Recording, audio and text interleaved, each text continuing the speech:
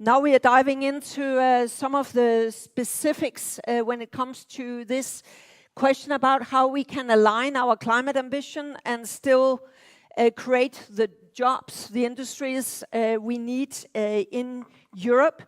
What we are zooming in at is, of course, again, also in this session, the 10 policy choices. They are available on the on site,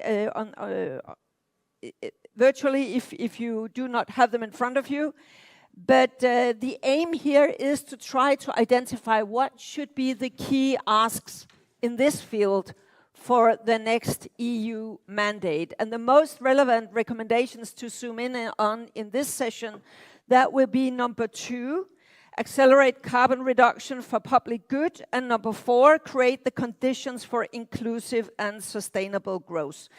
We can say that we have the direction, we have the target set, we also have a pricing system, at least to a certain degree.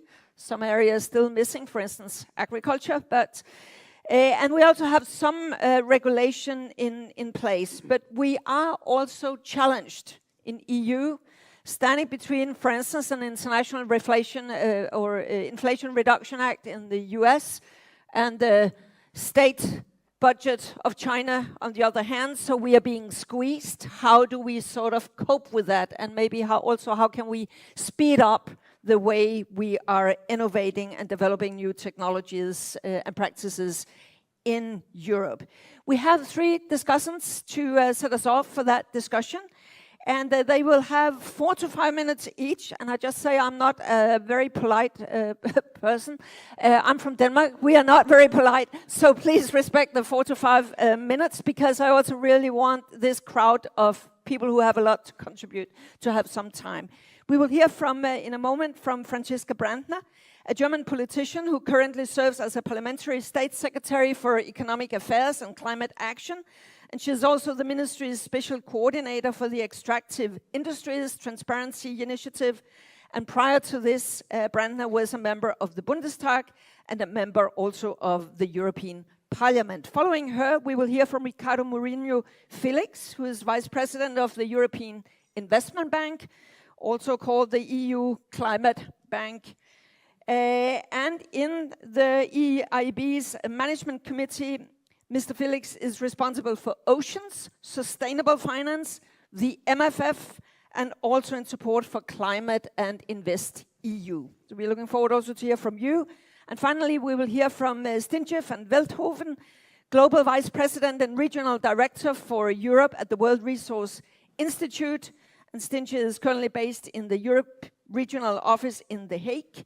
And also she has been a prominent politician in the Netherlands, most recently serving as a member of the cabinet responsible for public transport and environment, and as the Minister for the Environment and Housing. And actually she also has a background in the parliament in the Netherlands and as an international diplomat. So please, if our 3 panelists will come up here, and then Franziska, if you would start us off. And I know that the topic that you will zoom in on, just I guess as an example of some of the challenges we're working with here, that is on hydrogen. That is just one example of sort of everybody is talking about hydrogen, but how can we actually make it fast enough and get to the scale when also competitors are working in this field? You have the next 4 to 5 minutes, please. Thank you. And I have, met luckily many very polite Danish people. So, as you were saying, Danish are not polite. Look, before I go to the hydrogen, I think the challenge is large. It's not just a green transformation. It's also that we have to become more resilient as Europeans, and we have to do both of them by staying democratic. And I think that makes the challenge even a bit bigger, because I'm not ready to lose our democracy over the transformation. And that's, I think, a real challenge we have to face. And at the same time, we have to become more resilient and less vulnerable as European Union in that process. So, it's an even larger challenge. And I agree that we need technologies for that, resources. And part of that is then the hydrogen. And luckily, this sector is moving fast, but with still a lot of question marks on how we get there. So the question, and you just, Connie, were starting to raise these points, is how do you advance in the transformation? Usually you always have the pricing, you have the regulation, and then you have financial incentives. It's usually the three that you mentioned. They all have their pitfalls and have their advantages. Price, the question is who can afford? And then the rich could always afford pollution and others cannot. It is especially significant when you talk about the dimension of maintaining democracy, because in the end, in the theory, it might work all perfectly with the pricing incentives, but in reality, it hits people and they usually behave differently. Second part, regulation. Two challenges. You need to have it technically feasible and to be possible to do it everywhere. And also there, it needs to be affordable for everybody. That's the same. Then you need to make sure that if you set standards, that also the poor population can afford it. And if you lose out on this side, that the poorer can afford it, you also have a problem on the democratic side. And on incentives, financial ones, this is what the US is doing, Inflation Reduction Act. It's wonderful. Two downsides, you need big and deep pockets, and you're not sure you will reach the goal, because maybe people will not do it. So we're trying to do a mix of all of this in Europe.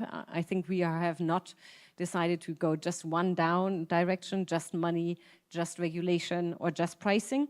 And I think that what makes the EU more complicated, and why some of the companies say, oh, why can't we have it the easy way, just financing, just pricing? And I'm in a lot of debates when people say, oh, why do you not just do the pricing? Why do you not just do the financial incentives? Because it's complex. And because the EU is not just full of rich member states that can afford to do everything. And I think part of the challenge is to find a good balance and the interlinkages between the three approaches we have chosen in the EU. So we have now the regulation, part of it on for hydrogen. We have a delegated act on what is green hydrogen, etc., where I think we can go. The pricing question is still difficult because it's not yet an existing market, so we need to take out risk in that pricing market. That's what we're doing with H2 Global as Germany already, where we guarantee the offtake a price for 10 years, so which gives security on the pricing. We are doing this now with the European Commission to make that into European Hydrogen Bank, which I think would be actually perfect. And then, of course, financial incentives. There we support the local networks, production, capacity of electrolyzers, so many dimensions where we go in and chip and support financing of new technologies. And the large part and the most expensive one will be infrastructure. So the question is, how do we finance infrastructure, and how do we do this as Europeans? It's a critical European infrastructure. And of course, the question is who will pay for it and how many generations will pay for it. Because if we make that infrastructure to be paid by one generation, again, we hit the democracy wall.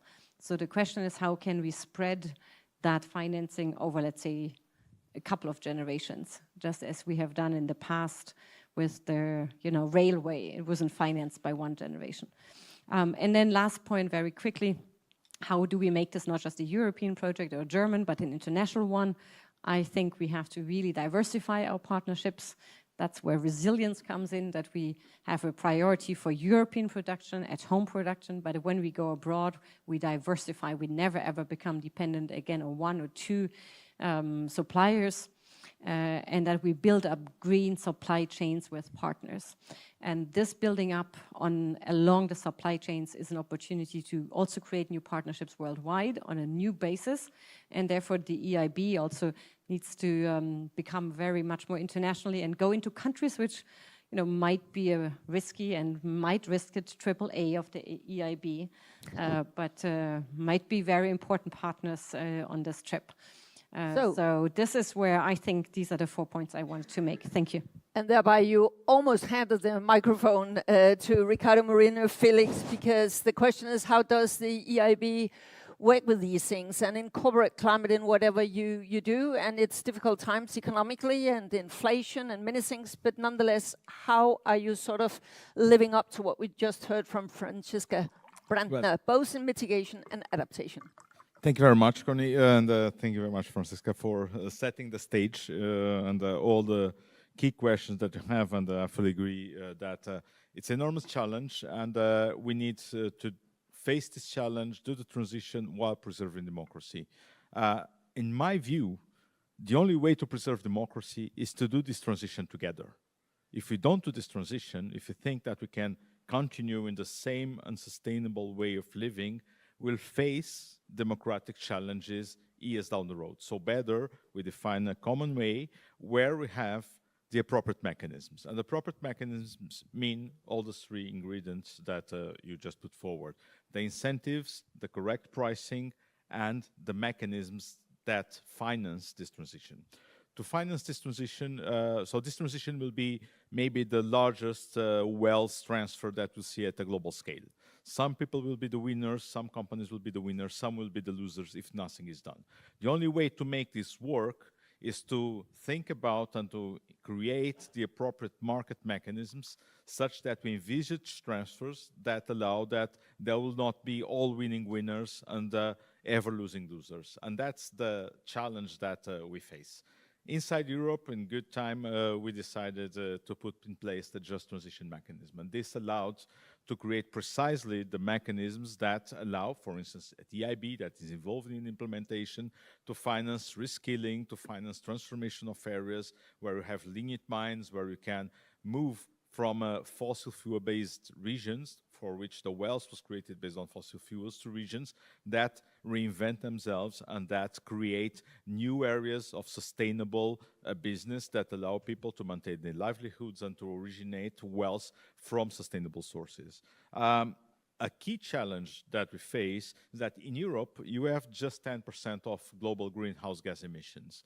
So 90% comes from outside Europe. I can tell you that 5% come from Latin America and the Caribbean, but guess where the remaining 85% come from? And we need to face this challenge in a global manner. So we need to work together. Europe, the other, the European Investment Bank, other multilateral development institutions, the World Resources Institute, we need to find an international agreement and international consensus on how to do this journey together and how to ensure that resources flow where they are most needed.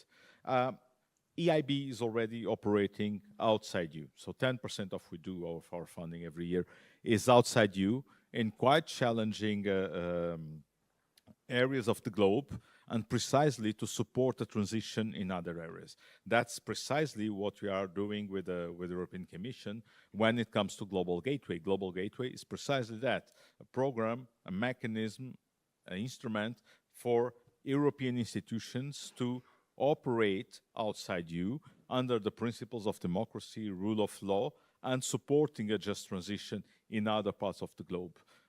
Can we do this in isolation, keeping the AAA of EIB? No, we need to have appropriate risk sharing such that we can operate in regions where usually a AAA institution does not operate.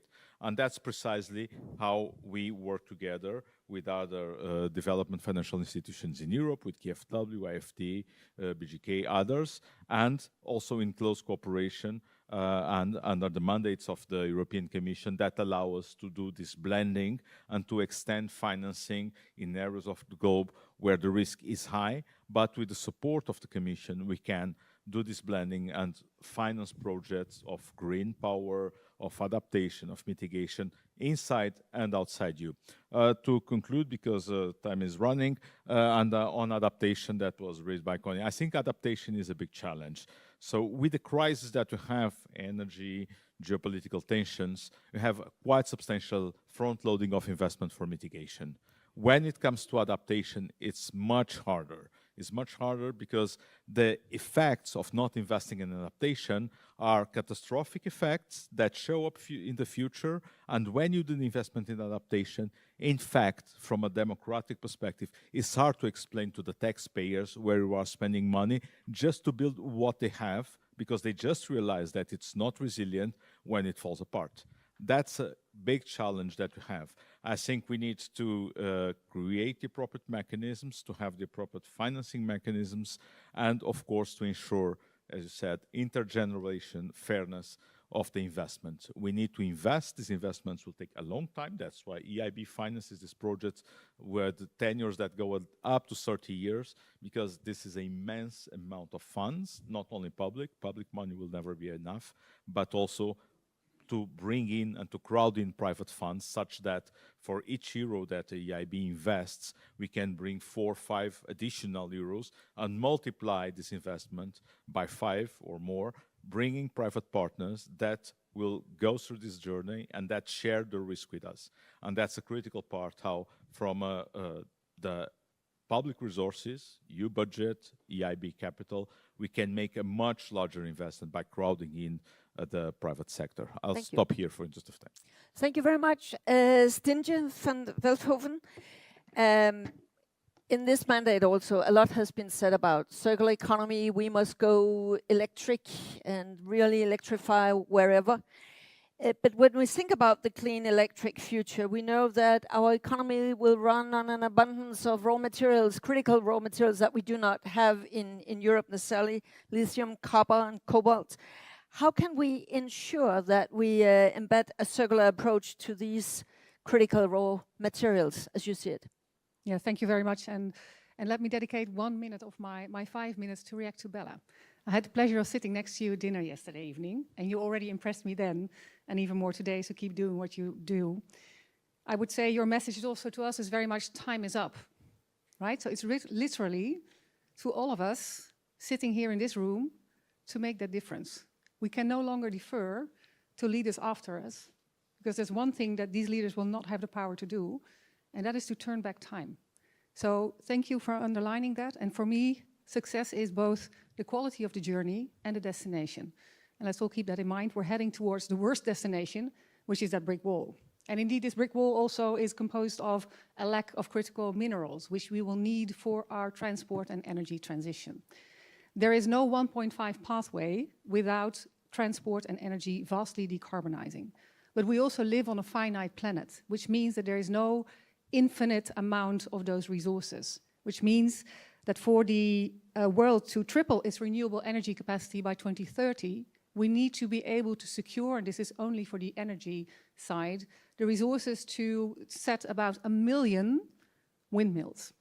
That is about how much we will need. We will face demand up to 6 times which you currently have of critical raw materials such as lithium, cobalt, and others. So to make sure that we stay within planetary boundaries, the circular economy is often cited as a solution. But many people actually take a very narrow view of that. They feel that circular economy is all about recycling.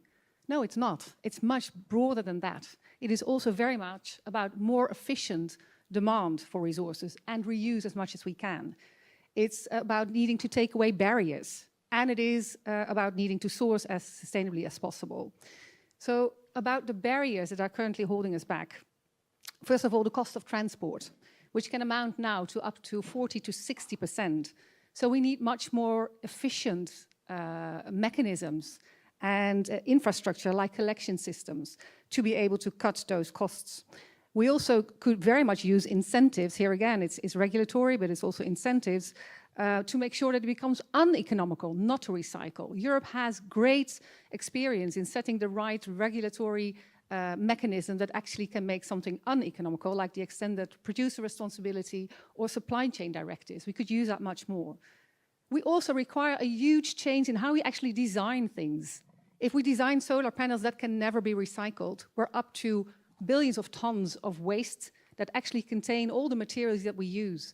Europe has no resources, hardly any resources underground. We do have a lot of resources above the ground, but we're just using those very, very poorly.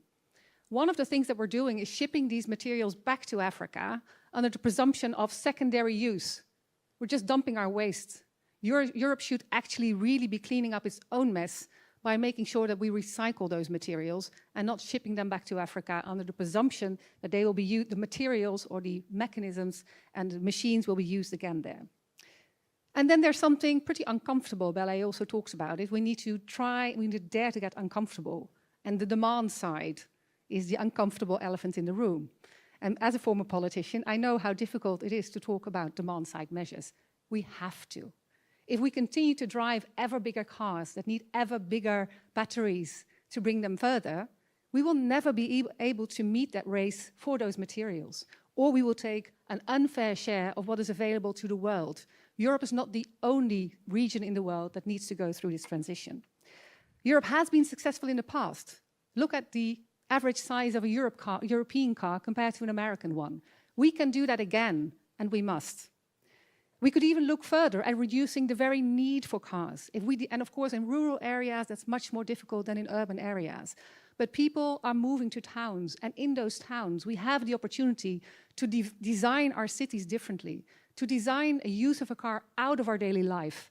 And if every family has one car instead of 2, 3, or 5, that will radically reduce the demand that we have for these critical materials. Next to, of course, very many other benefits to not using your car in the city. Yes. In short, we need to make sure that we design the system, that we look at the system behind the demand. Then finally, on the supply side, because even if we design better, if we recycle better, and if we design our demand differently, we will still need new materials because these sectors are vastly growing. So when we mine, we need to mine responsibly, and we have to make sure that this is not a new colonial area of extraction from those countries that have these resources. We need to make sure that this provides them with development as much as us. So we need to look at Africa in a very different way. The Africa Climate Summit positioned Africa as a continent of solutions. And I think Europe has every geopolitical reason to take them up on the offer. If we don't, the Chinese do, and we are losing the geopolitical momentum as much as we will be losing the technology race. So these are the things that we definitely need to do, and I think this very much aligns also with some of the points that my two speakers before me mentioned. Thank you. Very much so. Thank you very much.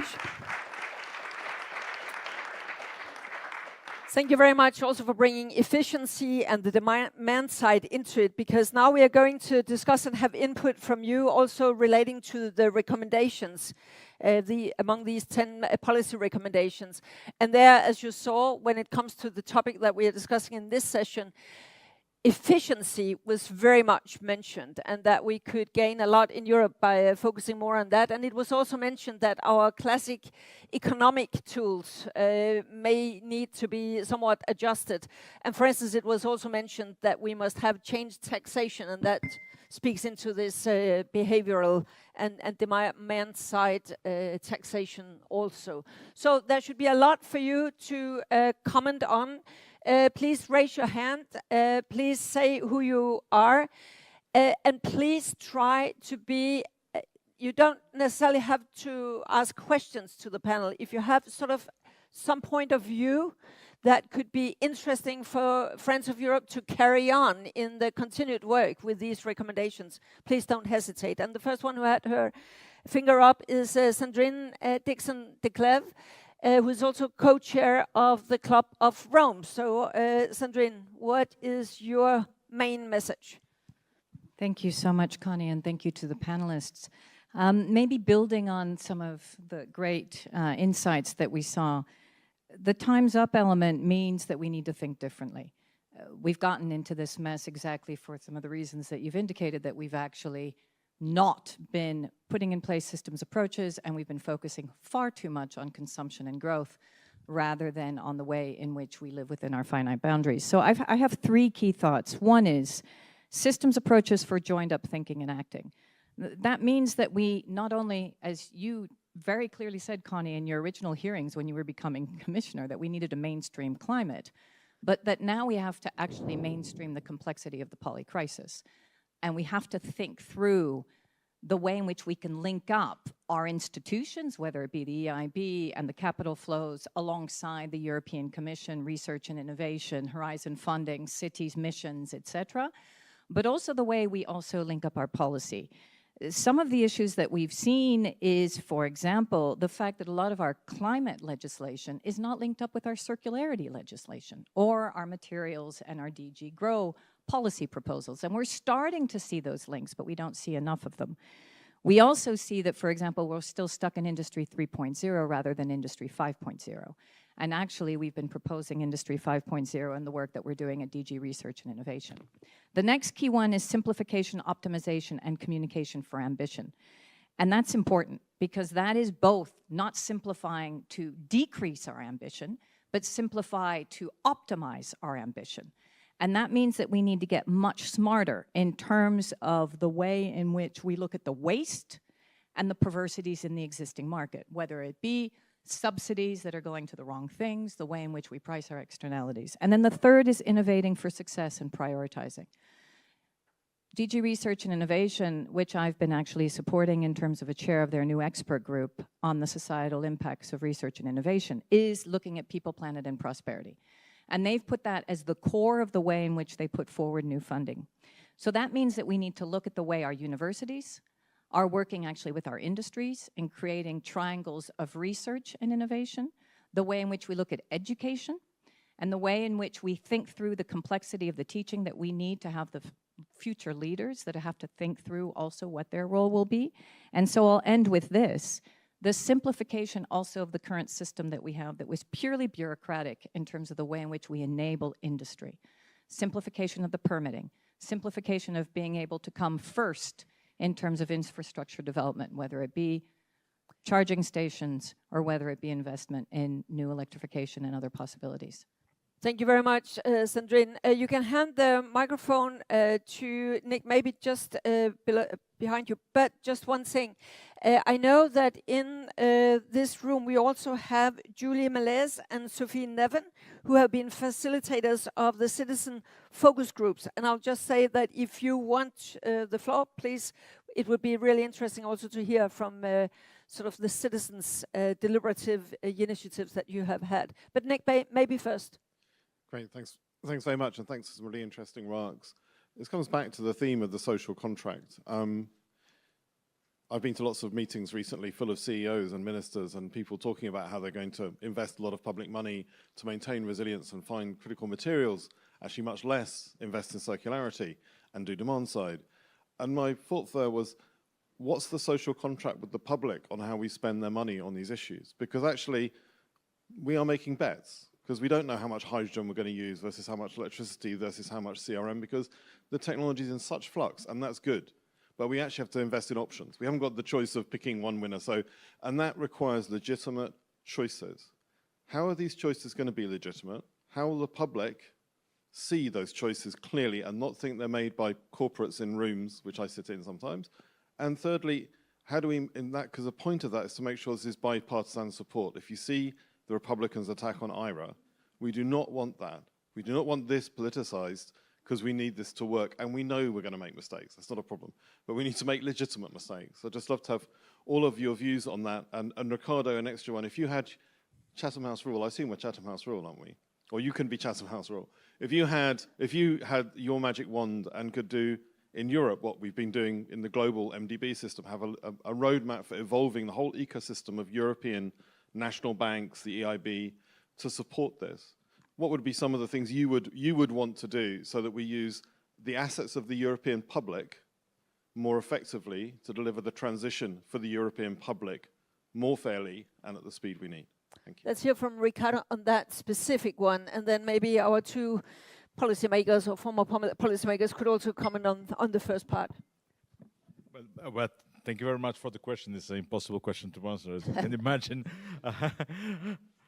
But, well, we are working together in Europe, and we are working as a system or ecosystem of national promotional banks. And the EIB is playing a role working with the other big players and some small players in Europe. If you can bring all the public resources together, it will not be enough. So what I think we can be more efficient is in defining common instruments and a key issue that is aggregation. So aggregation is a key issue for any institution like EIB. And that's why we have this protocol and work with the World Resources Institute precisely to do aggregation.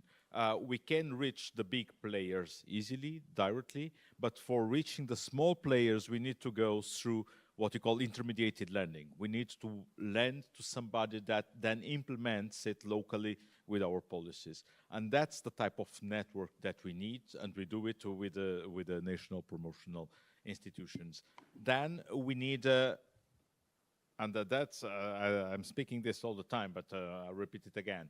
I think we need an internal market in many dimensions, not only just the internal market that we speak about, but we need the capital markets union, we need the banking union, we need a proper risk-sharing mechanism in all the dimensions. We need scale, and to have scale, you cannot deal with a Europe where you have 27 insolvency regimes, for instance, because we'll never had pan-European VC capital funds that will bring technology to the level that you have in other parts of the world. And that's what happened, is that some companies leave to other parts of the world just because they can't find the capital in Europe.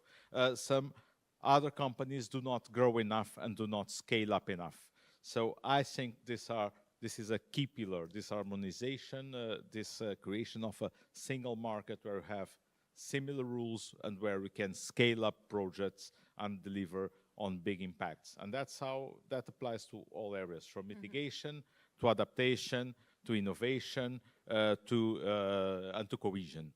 Franziska, to Nick, maybe his point that whether we like it or not, we cannot just pick this or that technology. We have to do a whole host of things. And sometimes there will be errors and mistakes and lost money, maybe also lost investments. How to secure the legitimacy, as it was mentioned, or you could also say how to avoid polarization among our citizens. Yeah. Look, we have technological developments over the last 10 years, which few would have predicted, and we have some that are happening right now, which are again astonishing. So it's hard to say, how will the battery storage be so important that you actually don't need hydrogen? So there are many questions. We have been calculating many scenarios with lots of experts. So you try to make the best scenario, the most electricity impossible. So we try, of course, to calculate it, and then we go by no regret. So what can you invest in that you will, for sure, not regret having invested in? And I think you will have to make choices and be open for technological developments. And you will need, in any case, a lot of infrastructure. And we just know that it will not work just in regional context. We always said it's beautiful, we have a decentralized energy system, partially true, but certainly not entirely. Certainly not entirely true for Germany. So if you have that as a point, we try to create, it sounds a bit pathetic, but I think it's important, a new patriotism for infrastructure. And really to say we need this to be seen as a project of generations.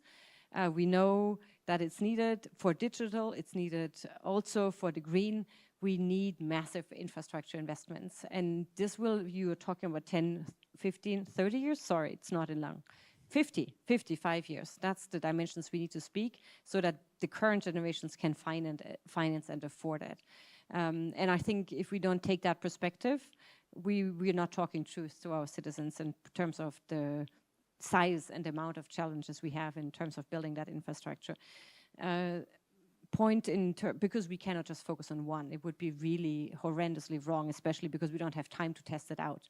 If we had like 20 years, we would say, okay, let's see how the technology develops and then we go for the best, but we don't have those 20 years to see. Okay. On the raw materials very quickly, because I think, you were saying we don't have so many of them at home. It's not true. In Germany, we have plenty of lithium. We have that in France. We have it in the Czech Republic. We have it in many countries. It's not developed, yeah. It's not developed. We have many of these resources at home, silicium, etc. So the question is, if I go to Chile and other countries, and then they look at me and like, oh, why are you not using your resources, by the way? And I cannot answer because it's beautiful where I come from. So I think we also need to have that honesty about using our own resources. And I'm sure that if I would have to tell my citizens, we only use the lithium that comes from your neighborhood, we would drive smaller cars. Because if we keep on externalizing the resource needs to other countries, we will never get to the demand side. Stinje, a brief remark on that also? Yes, absolutely. For lithium, that may be the case. That's unfortunately not the case for all the resources, but I do very much agree with your point. And it also relates to my answer to your question, Nick. I think the first element is on the how is we need to make sure that everybody understands that it's not a question of if we're going to go through the transition, but that it's a question of all of us deciding how. And that means that if you don't like measure A, you'll have to come up with what measure B you're going to propose that does get us to where we need to be. I think that's an important part of legitimizing this entire process. And then the second point actually also relates to what Bella said. We need to also go to where the resistance is. Because people are not opposed because they want to destroy this world, because they feel like their interests are not being taken into account equitably in the overall solution. And if you combine that with the how, right, you make them responsible as well for finding that equitable solution, then you get to different outcomes. Because it all depends on what we find most important in this process. When I was negotiating the Dutch climate agreement, trying to align Dutch climate policies with Paris, we thought that the lowest price for CO2 would actually be what Dutch voters value most. In the transportation sector, that turned out to be completely wrong. People found the equity basically of the measures more important than a packet of measures with the lowest price. They did not want the lowest price if that meant that rich people would get subsidies. They preferred a package with a higher price if that meant that this became available to all. And that is what created the legitimacy for that package, which is still there. So I think it's very much a question of going to where the resistance is, but in the context of it's not a question if, it's only a question how. And if you have criticism, then you need to also take responsibility for providing an alternative measure. Very interesting lesson from the Netherlands. And I must say this German saying, a new patriotism for infrastructure. I would take it that that's not an easy task, but interesting perspective. We're going down to you, and then afterwards, I think, is it Julia who would, that we will hear from, but first here. Hello, my name is Ivan Stefanko. I come from Slovakia and I'm MP in Slovakia. And I was listening to you and also to some comments. And I have a question actually. And why do you think or one commentary and then a question. According to my information, more than 50% of all the emissions coming from Europe are made by the heating. We are never discussing about heating, and is it true? For a year in Germany. Yeah, but I know, and that's why I'm saying that we Gas have boilers to. And it's very important to speak about why the emissions from heatings are created, and that it is because you are burning coal and so on. So isn't it better to invest in, for example, geothermal energy and to create this infrastructure for 30 years and really to invest in a cleaner heating system? So that's my question. I think we can make that short up here because I think that our panelists would all say that that would make sense. So you can come back to some details there, but let's hear from one of the facilitators from the Citizen Assembly also. Thanks, everyone. So I'm Julie Malaise. I work for Debating Europe, and I'm moderating French focus groups with citizens.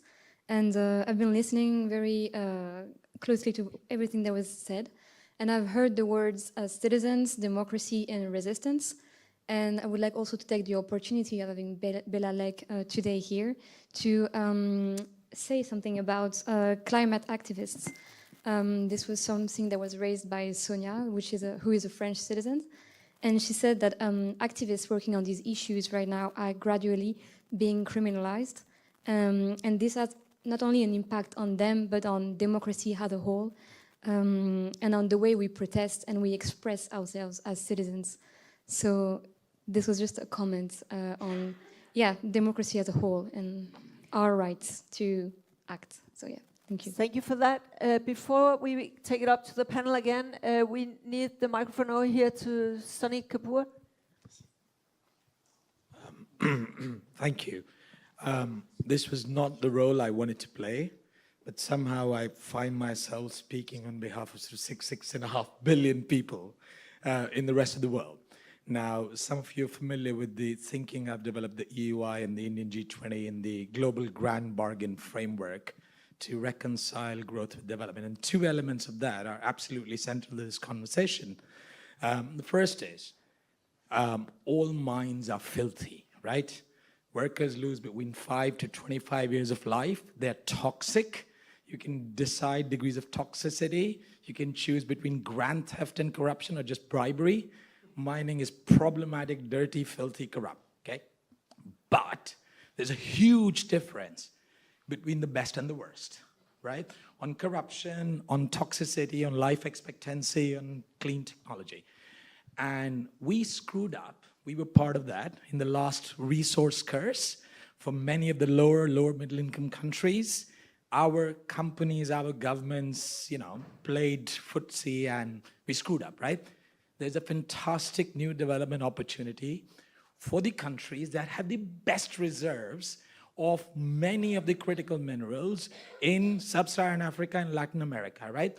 Let's make a plan, let's do this better. There's a gestation period of 10 years, and we know that no matter what, the Norwegian Prime Minister says or the German Parliamentary State Secretary, the reality is that the economics and the NIMBYism of mining for minerals in Norway or in Germany, even if they existed, is much, much more tricky, right? So let's do it better. And the answer to the China scare is not to have the whole downstream capacity built in Europe and the United States, but to have 7 or 8 wonderful downstream capacity building things built in regions. It's a fantastic opportunity. That's the mining compact. And the second, the technological compact. Clean tech has been mentioned several times. I sit on a number of these VC boards. And what is absolutely shocking for me, one is the very loose relation between how central a sector is and the macro significance of its emissions, for example, building, versus where the money is going, right? Which is mobility, which is sexy.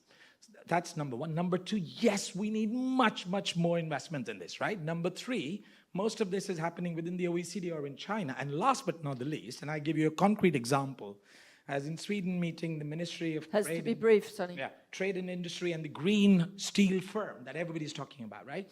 And I asked, hey, what's the plan to deploy at scale in India? And they didn't. Most clean tech VC firms are focusing on the greenium, low volume, high margin selling into rich countries, when the fact is, over the next 30 years, India alone will use more steel and cement than North America, South America, and EU combined. Do we have a plan for a large-scale, immediate rollout of the latest, cleanest steel, cement technology in the places where the majority of the infrastructure is to be constructed? Otherwise, the numbers don't add up. Very clear question. Franziska? Yeah, very briefly, and then I'm sorry that I have to go back to Berlin. Bella, I thank you for the points you made. I think this democracy question is the key one. We're debating this with our actors because, of course, the activism has also changed, and I think we have to make sure it is, protected and at the same time really achieves the goal it tries to achieve. And I think that's a debate it's not an easy one, but we do it all the time with, at least in Germany. Second point about the heating, I totally much agree. We have to work on heating. We have gone at a tough year on heating, and I can tell you regulation is part of it, but the most important is to make it affordable for everybody and to make sure that this is right from the beginning. And that costs you billions that you have then to invest, and it's really expensive. Geothermal also is what part of it. Wherever it works, you should use it. It is a very important part of the heating, but you have you have many sources that you can use, and you create new technologies. And I think that's, by the way, the heat pumps is a perfect European example. Lots of the heat pumps now sold in Germany are produced in other EU countries. And there we have a build-up of a green production line within the EU. That's actually quite interesting. On Sony, your point, look, the problem is often not with the resources. The problem is the refining, which is very dirty, and that is mainly happening today in China. So the question is, if we diversify, how can we create cleaner refining in partner countries like Brazil, China, Chile, or South Africa, or Indonesia? And that's a big investment question. The problem is it's always going to be more expensive than it's happening in China. And resilience and being green has a cost, and who is ready to pay for it? And how do we distribute it? And that is always the question. How do we distribute these costs? Who is paying for it? We don't get our companies to invest these days as much as they should, because it's just so much more expensive. So we're setting up state funds now to do this. But in the end, the question is, can the state support everything? How deep are our pockets? and how do we then have to regulate it? So it's complicated on creating these partnerships, because in the end, our companies need to invest in these countries and build it up. A smelter can be very clear. A copper smelter we have in the center of Hamburg. You don't notice you have a copper smelter. If you go to a copper smelter in Chile, you can't send your kids to school. And that's the difference you have in terms of technology. But that technology is so much more expensive. And then you need the EIB to finance it. And then you leave. Thank you very much, Franziska Brandner, for joining us. I hope you will catch your plane. The rest of us, we still have 20 minutes left, and there are really many hands in the room. So if it's okay up here, I will take a few more from, I think you were first. Yes, please. The microphone should come up here.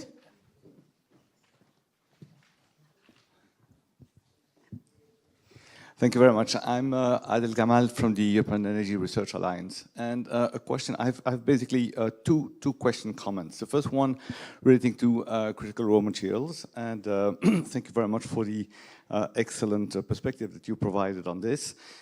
It's amazing how much we will need of these critical raw materials. I'm just wondering how we can combine the strategic autonomy, European strategic autonomy, with the fact that all the clean energy transition that we're planning in Europe is 100% dependent on the availability of these critical raw materials, which are almost 100% imported in Europe. And we know that producing them inside Europe, first of all, will require at least 15 to 20 years, and also will unveil a lot of problems in terms of competitiveness, because producing them in a cleaner way and with more ethical standards will be not competitive at all. So we're totally dependent on this. Just to mention, rare earths are used for wind turbines. We're importing 98% of those from China. PV panels, 95% of the cells are produced in China as well. Hydrolyzer, most of the critical minerals needed are also at least processed by China. So we're totally geopolitically dependent from China. And so this is my first comment and question. How do we combine this with strategic autonomy? The second element I would like just to highlight is the fact that we're talking about a green industry. And by green industry, there is underlying the notion of growth and green growth. I think there is a major question that hasn't been addressed here, is the compatibility of economic growth as it is defined today with planetary boundaries and sustainability. And I wonder why we don't address the question of demand reduction, which is absolutely fundamental. Yeah, thank you very much. Very specific questions, and I could see, Stintje, you were really writing down. And afterwards, the microphone should down back in the room. Yeah, so first of all, we've been asleep for far too long, which means that we will not have a solution overnight. But the things that we need to do is to start working on diversification, on reducing demand, on designing better, and on also using our trade mechanisms to ensure that when we import, we don't just import raw materials, we enable Africa to also develop their own industry. And that through the trade mechanisms that Europe has, supply chain mechanism that Europe has, we actually create a market for those well-produced products. But we have to then again make sure that we help the countries to actually comply with those regulations, because otherwise we're actually only enhancing their problems and our own. And then second, on growth, yes, we have to, what is our destination and what's our journey, right? The quality of the destination will depend on the quality of the journey. And we definitely need to start looking beyond GDP, because it's completely flawed in terms of not taking into account generational effects, not taking into account distributional effects within a country. It's basically not giving us a real picture of where our country is going. And we need to define growth in different ways, and that will also help us to come to different choices and to actually give people different perspectives on the choices that we have, because we don't really have a clear picture now, including all of the costs that we basically push forward to other generations or other parts of the world. Ricardo, it seems we could maybe in this room agree what needed to be done, but to get it done, and to get it done while there still is time for getting it done, how could EIB play an even stronger role in speeding up innovation in Europe? Look, the EIB can play an even stronger role in displaying with initiatives like European Tech Champion Initiative. That was a very clear, concrete example how to do more in the venture capital world. We can do more, and we are doing more in supporting REPowerEU and bringing up our REPowerEU package that will increase our funding every year from 20 to 30 billion euros per year for energy. But to do more, I think that the key here is that we agree on what is the end. And I'm not sure that we all in this room agree. For instance, from the presentation that you did. Okay, so, and that is a key question. What is, the example of the car is beautiful, because we always want to run faster.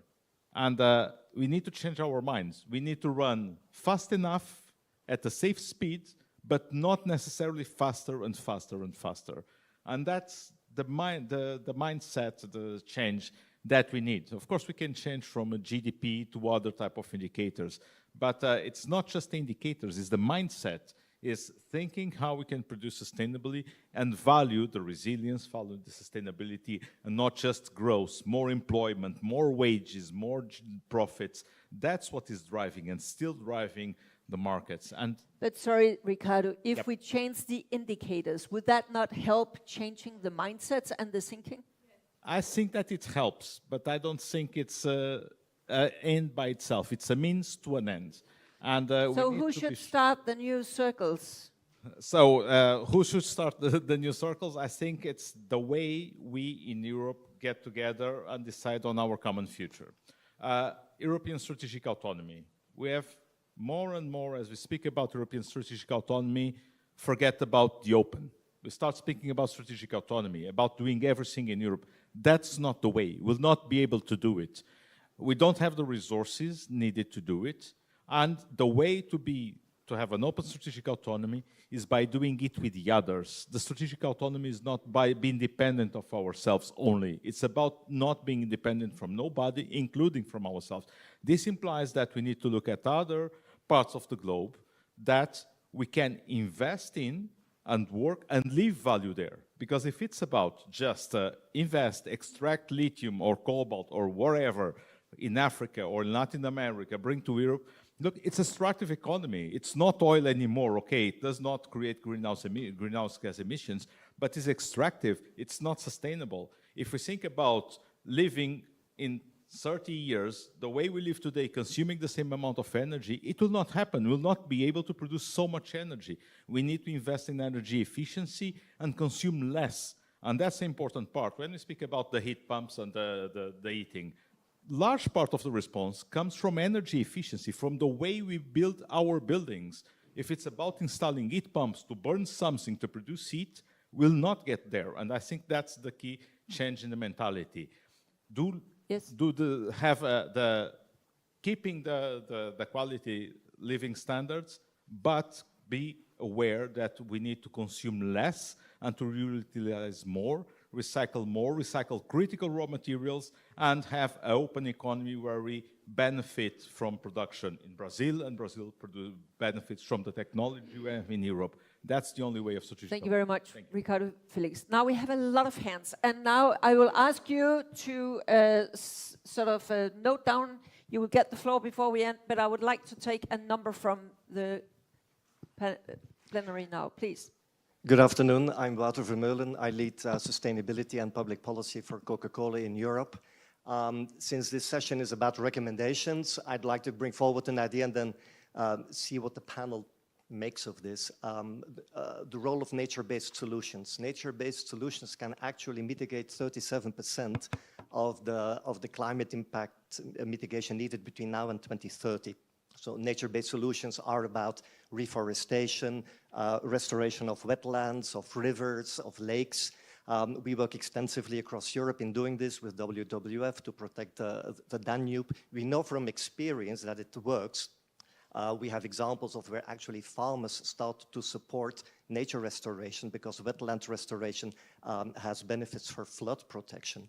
So the issue is how to scale this up. So the questions are like, how do you see more financing coming into nature-based solutions?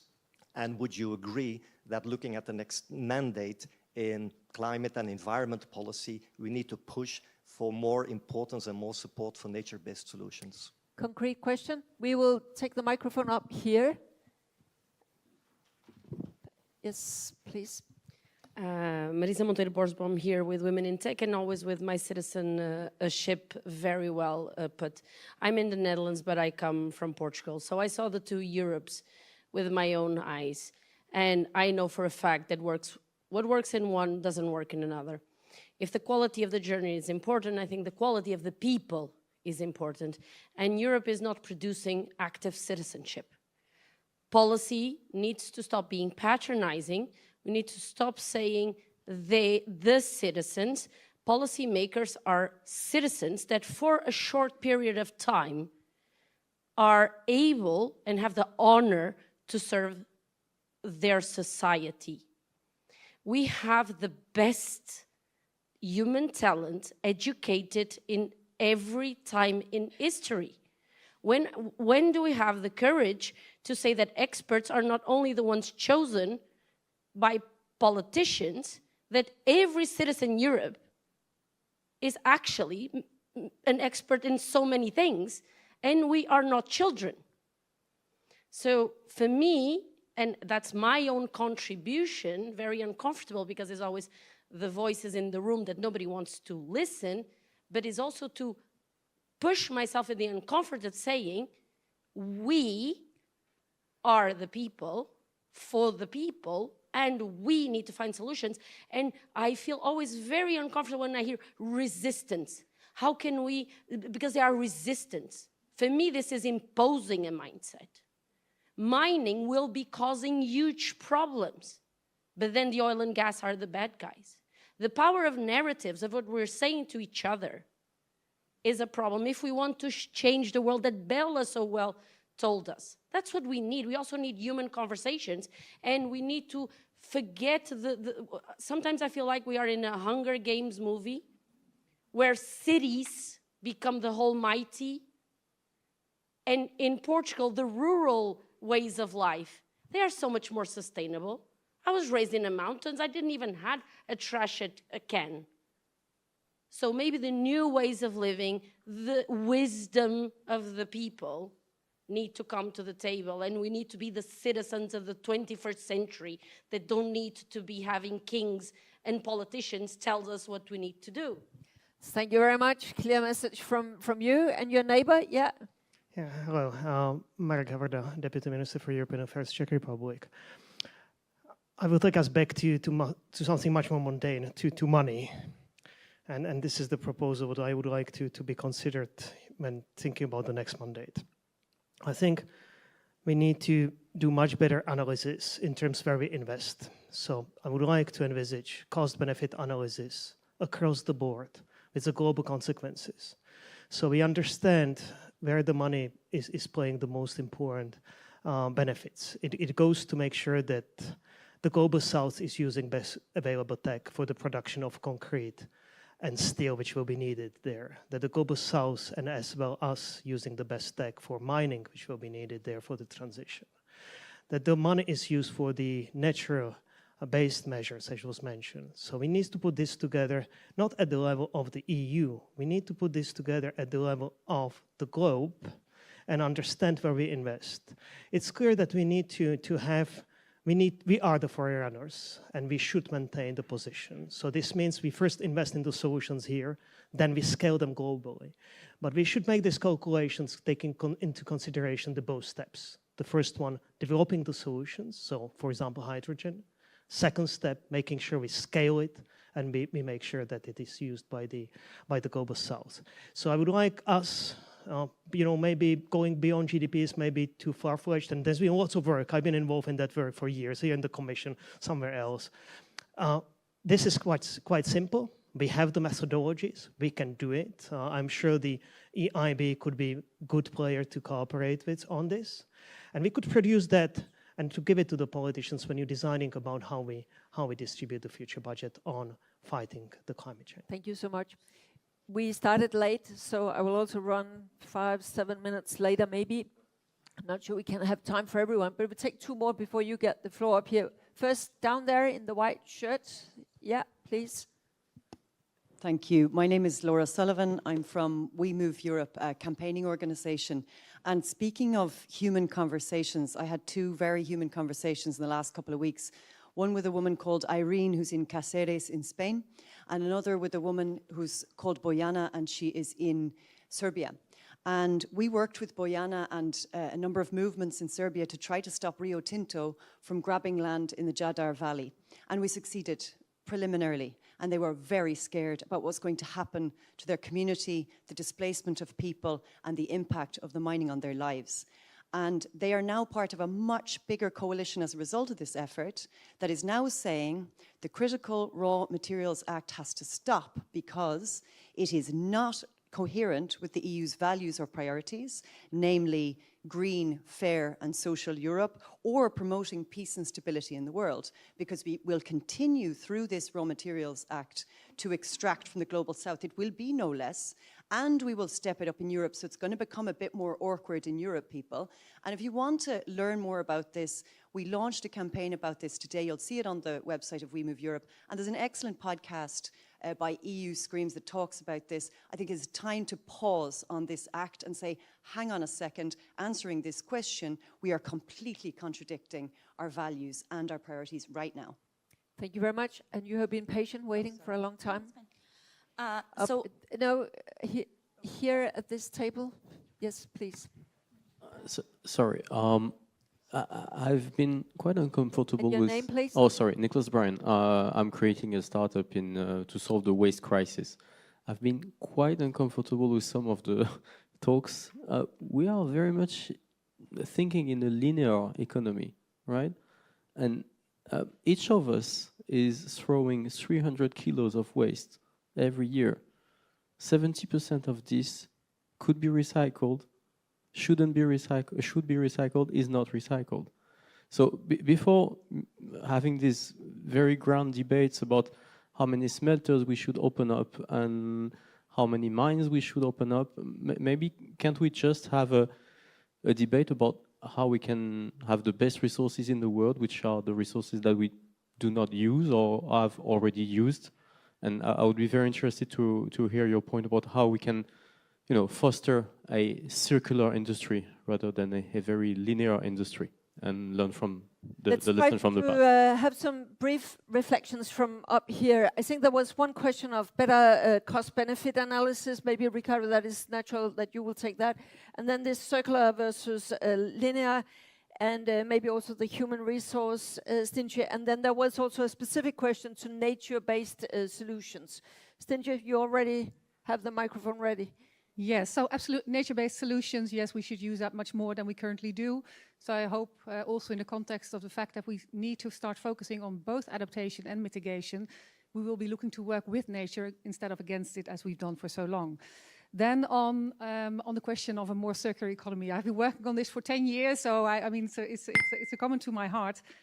And if we look at the tripling of renewable energies and the fact that it will need up to 6 times more of these materials, we will not be able to just do that by recirculating what's already in use now, because the volume is just too small.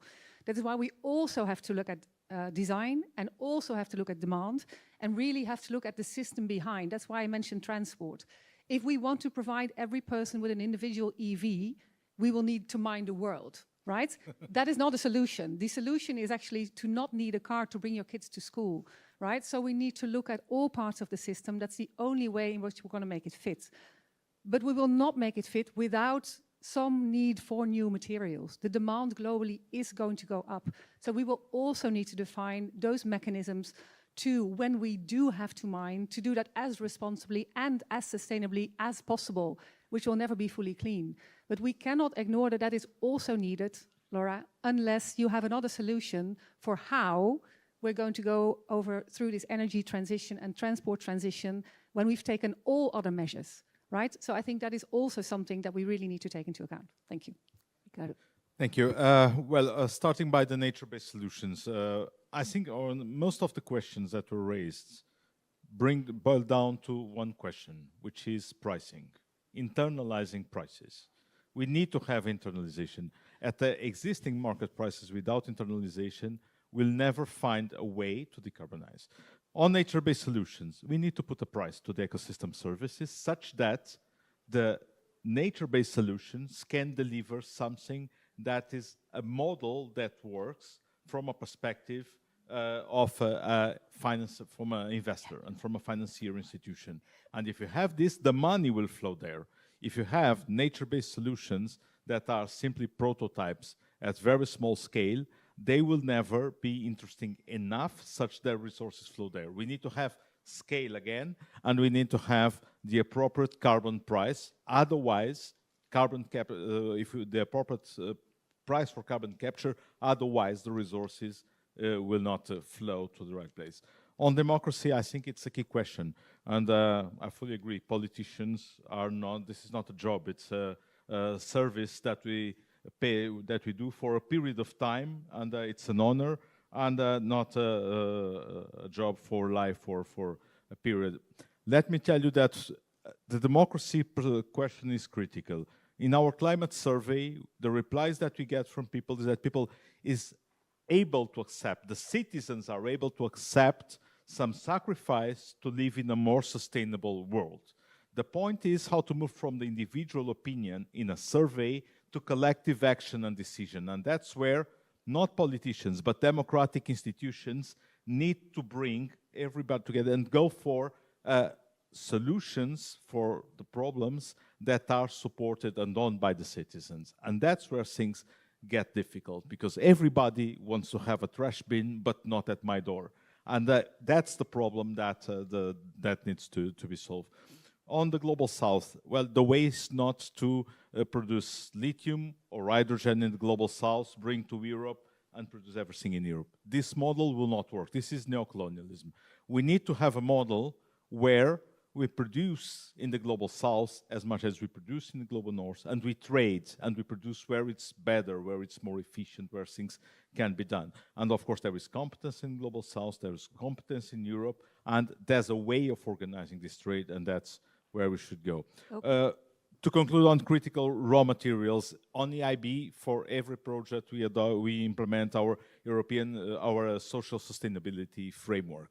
This ensures that all the projects are compliant with the best standards. They are more expensive. Yes, they are more expensive than producing in some parts of the world with no respect for human rights, no respect for environment.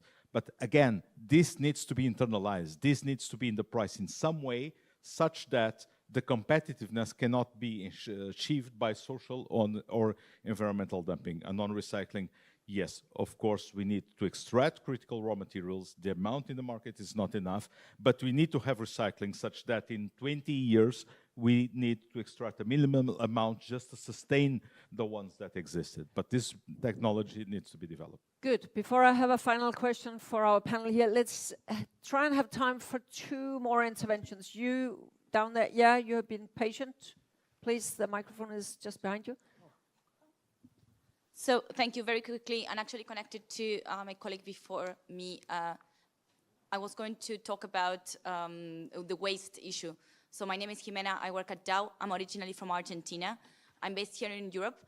Definitely something that Europe has is waste in terms of resources. So my question was on how we could better take advantage of this. There's clearly a lot that needs in terms of infrastructure and more investments in infrastructure. I wonder if the framework that Europe is proposing today is enough to create an attractive investment market for these type of solutions. At least in our view, definitely having waste as a resource, it's a way to phase out all the fossil-based raw materials that we're using today. So we're working on replacing oil and gas with waste and bio and others. So basically my question is, there's a lot of policies that Europe is proposing today that keep seeing waste from an end-of-life perspective and not really seeing waste as the first stage of a new cycle, like of a new production chain. So what could we do better? There's very specific examples in European policy that seems to be going against circularity of plastics, for example, and how we can make this more attractive so that capital really goes to this as one of many options in circular economy, of course. Thank you. And the last one who will get the floor from the plenary is Bella, please. I think someone quite a while ago mentioned it's too far-fetched to talk about redefining GDP, and I just have a question for Ricardo, which is, I mean, I'm genuinely interested to know your resistance to redefining GDP when you talk about how important it is to change the mentality. And I think our mentality is defined by what we collectively define as success, which right now politically is GDP. So I'll be interested just to, it really doesn't deserve a clap. I'll be really interested to know why you're resistant to it. And also, you described it as a means to an end. Could you clarify what that means? Very specific questions to Ricardo, and then if Stintje will answer to that question that we heard about waste.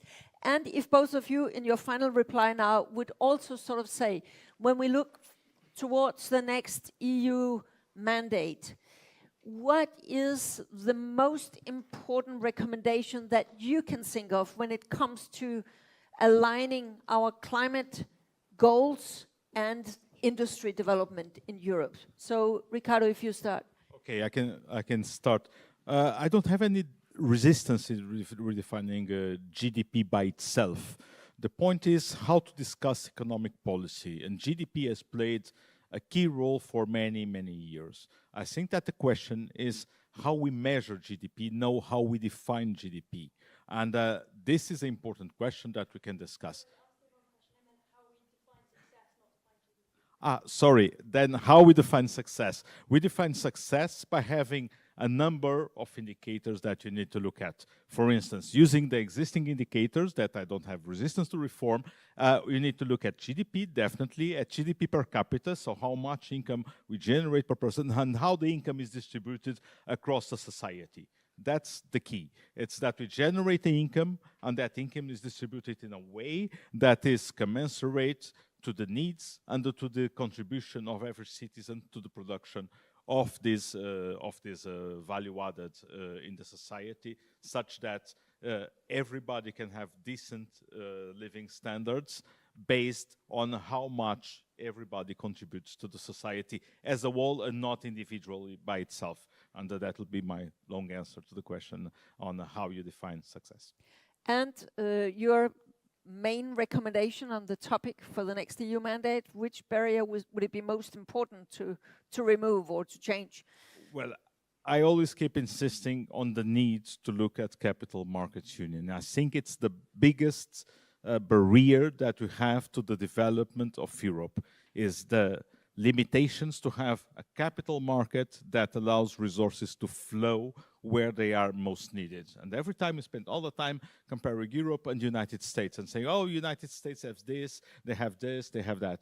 Well, the biggest financier of venture capital innovation in US is life insurance and pension funds. In Europe, you don't have these institutional investors. Everything is intermediated by banks, and we have limitations to risk-taking. So we cannot innovate when we, at the same time, we want to have the safety and taking the risk of innovation. So more risk willingness. More risk appetite. Stintje?